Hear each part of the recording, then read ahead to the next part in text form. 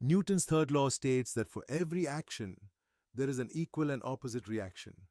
This means that whenever one object exerts a force on another, the second object exerts a force of equal magnitude, but in the opposite direction on the first object. Imagine a rocket launching into space. The engines push down on the ground with immense force, and in response, the ground pushes the rocket upward with an equal force, propelling it into the sky.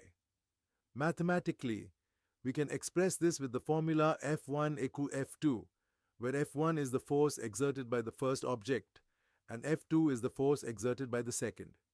This principle is crucial in understanding motion and interactions in physics.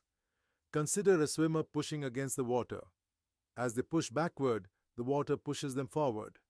In 3D models, you can visualize these forces as arrows, showing their direction and magnitude. Animations can illustrate how these forces interact in real time, making it easier to grasp the concept. Understanding this law not only helps in physics but also in everyday life. From walking to the credits of this video goes to Ayush.